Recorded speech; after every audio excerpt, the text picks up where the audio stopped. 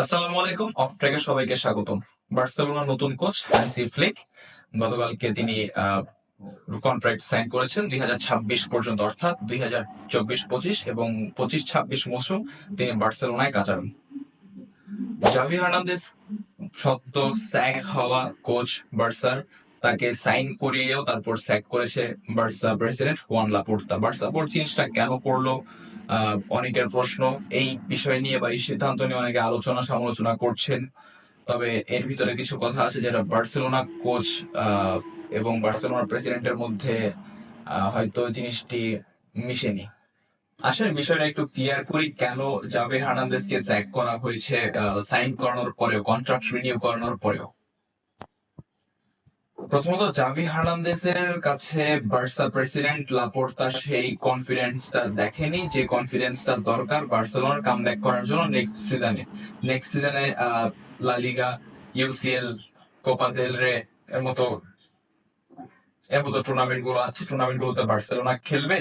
তবে বার্সেলোনার সেই খেলার জন্য, জেতার জন্য যে একটা মোটিভেশন দরকার, সেই মোটিভেশনটা জাভি হার্নান্দেজের ভিতরে নেই। কারণ কোচের ভিতর যদি মোটিভেশন না থাকে তাহলে সে পুরো টিমকে মোটিভেট করতে পারবে না। জাভি হার্নান্দেজের ভিতরে সেই কনফিডেন্সের অভাব, তিনি পারবেন কি পারবেন না দোটানায় ভুগতে ভুগতে তিনি হয়তো তিনি নিজে মোটিভেশন হারিয়ে ফেলেছেন, তিনি টিমকে মোটিভেট করতে পারছেন না। মূলত এই কারণে হুয়ান লাপোর্তা বার্সার ভালোর জন্য জাভি হার্নান্দেজকে স্যাক করে হ্যান্সি ফ্লিককে কোচ করা হয়েছে। জাভি হার্নান্দেজ গত 27 মে বার্সেলোনার হয়ে শেষবারের মতো ডাগ আউটে দাঁড়িয়েছিলেন এবং বার্সেলোনা তাদের কোচের শেষ ম্যাচে 2-1 গোলের জয় নিয়ে মাঠ ছেড়েছে। এখন যেহেতু কোচ নতুন, তাহলে ফরমেশনটাও নতুন হবে, ট্যাকটিক্সটাও নতুন হবে। সেক্ষেত্রে নতুন কোচের অধীনে বার্সেলোনা কেমন করবে সেটা দেখা যাবে নেক্সট সিজনে। প্রথমত প্র্যাকটিস সেশন শুরু করে দিয়েছে বার্সেলোনা দল হ্যান্সি ফ্লিকের অধীনে। হ্যান্সি ফ্লিক হচ্ছে সাবেক বায়ার্ন এবং জার্মান বস, বর্তমানে বার্সেলোনার দায়িত্বে আছে। এখন দেখা যাক নতুন সিজনে বার্সেলোনা কতটুকু কি করতে পারে, কত এগোতে পারে। আর আরেকটা পরিসংখ্যান হচ্ছে, জাভি হার্নান্দেজের অধীনে বার্সেলোনা ম্যাচ খেলেছে 142টি, যেখানে বার্সেলোনার পয়েন্ট রেশিও ছিল 2.06। এটা বার্সেলোনা না, এটা হচ্ছে জাভি হার্নান্দেজের পয়েন্ট রেশিও। এবং পয়েন্ট রেশিওর তালিকায় জাভি হার্নান্দেজ বার্সার কোচদের মধ্যে 6 নম্বরে অবস্থান করছে। 1 নম্বরে লুইস এনরিকে।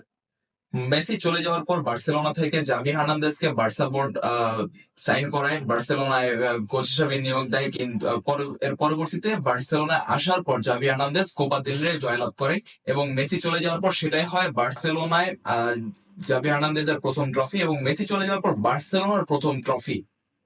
এরপর দেখা যায় ঢুকতে থাকায় বার্সেলোনাকে আস্তে আস্তে কামব্যাক করতে শেখায় জাভি হার্নান্দেজ, শেষ মিনিট পর্যন্ত লড়াই করতে শেখায় জাভি হার্নান্দেজ। তবে এই সিজনটা তার কোনো কিছুই চোখে পড়েনি জাভি হার্নান্দেজের।